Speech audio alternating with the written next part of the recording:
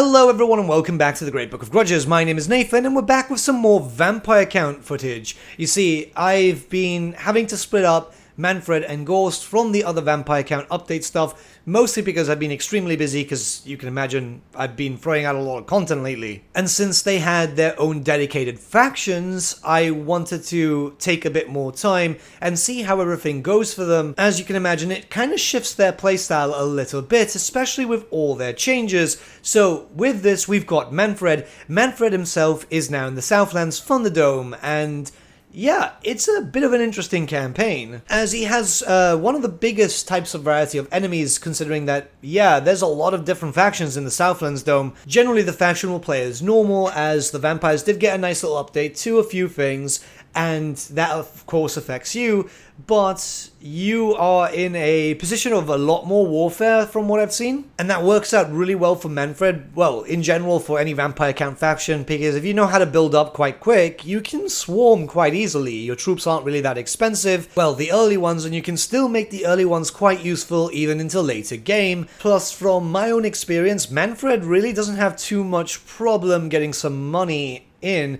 The only real issue is getting rid of Volkmar quite early, and that normally takes around 5 turns or so depending on how you play. Anyways, so Manfred's faction effects are known as Legions of the Dead and have the following benefits. Manfred is able to collect the Books of Nagash while on his journey for necromantic lore. This kind of fits in with some lore of his actual stuff, where in the army book for 8th edition there were 2 tiers for him. There was the necromancer version and then there was the full-blown vampire. The necromancer version was still vampire but just weaker, and he's going out traveling and just going to find artifacts and so on. So it's a nice throwback to his army book, which I think is kind of cool. Gains access to a unique building in Drakenhof, which doubles the effects of his collected Books of Nagash. We'll talk about that in just a little bit.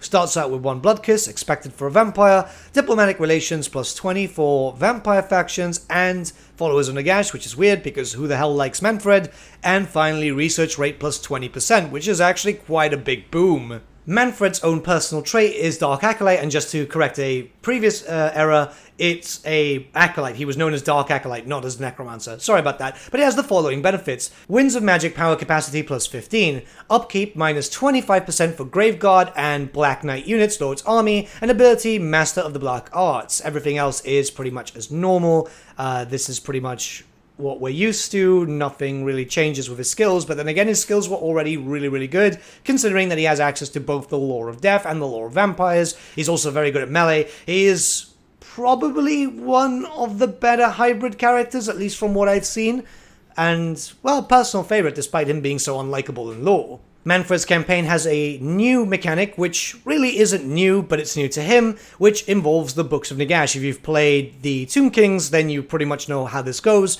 There are books that you need to collect, and when you collect them by either attacking an army or even occupying a settlement, you'll then get some benefits. The first book gives hero capacity plus 1 for all heroes, hero action cost minus 25%, hero action success chance plus 5%, and to make it even better, the effects are doubled when Manfred studies the tomes within his Malevolent Mausoleum in Castle Drakenhof. So if you capture the castle and build a certain building, you'll get even stronger bonuses. Considering where you are, it's actually not that long to go up to Sylvania and take it anyway. The second book has the following benefits. Campaign line of sight over regions with gold, marble, and gemstone resources, which I'll be very honest with you, I don't see a point of that. It just basically shows you factions, that's pretty much it.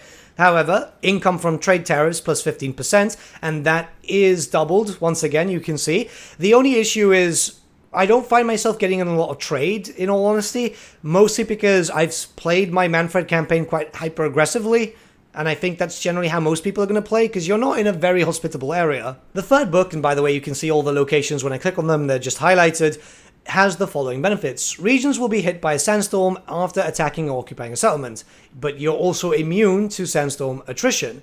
Casualty replenishment rate plus 10% after sacking or occupying settlements, which I find to be the best. It's actually helped out a lot to keep you being aggressive, and you'll notice the usefulness. Plus, it's usually quite close, so going for it isn't too hard. The enemy army is quite strong, though, so yeah, come prepared.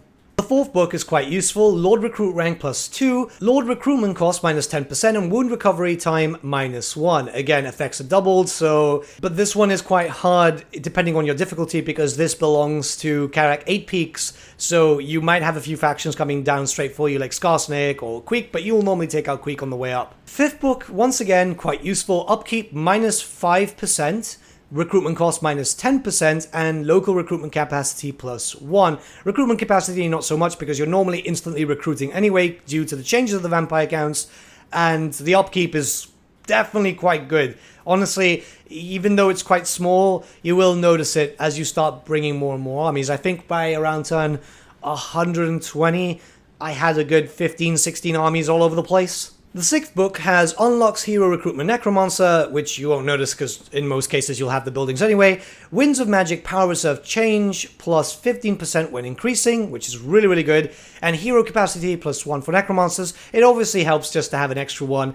I wouldn't say that this is an important book, and it's quite far up into the western portion of the map. You probably won't get this too early, but I would say that this is one of the books that you generally don't really need to care about anyway. The seventh book is really, really good. So Blood Kiss gained 3, that's quite a big one. Research rate +10%, adding to your already +20, and then the effects are doubled. It's in Lemire too, it's really, really close. This means that you can get the new Bloodline vampire effects very, very early. That's what I tried to beeline for at the beginning of my campaign, and it just really, really does help. It makes everything go a lot faster, plus the extra research rate. You'll be able to get all your zombies and skeletons up and running to a much stronger level without a lot of turns. But make sure to get rid of Volkmar first, because I made that mistake. He declared war. It was something. The eighth book isn't too bad either, but it's not really too needed. Effectiveness of all commandments +50%, and that's doubled if you end up getting the White Tower of Hoeth. Generally, it's not needed. I haven't really noticed it. It can be useful for public order bonuses or growth and stuff like that, but generally at that point, you know, you've kind of steamrolled and your corruption is all over the place, so you've kind of got those bonuses anyway. But all in all, it gives you a lot more to do, and really, it's a fun campaign. I kind of enjoyed myself. It was just kind of nice to have incentive to do something, especially with Manfred, who was a base game character. He really had nothing going for him other than the usual stuff. So you have a bit more variety and it gives you reason to replay Vampire Lords. This is why I like this movement. So really I'd say that Manfred is a lot more fun now. It gives you something to play if you want to play Vampire counts again. I know that a lot of people really like the Vampire counts. And yeah, it's not a full rework. Mind you, their previous rework was alright. I think they still need some more stylized things, but keep in mind this is an update. And I think these things are really good. Minor updates like this just add a lot more flavor, and I think it works out really, really well. It definitely gives you reason to play characters again.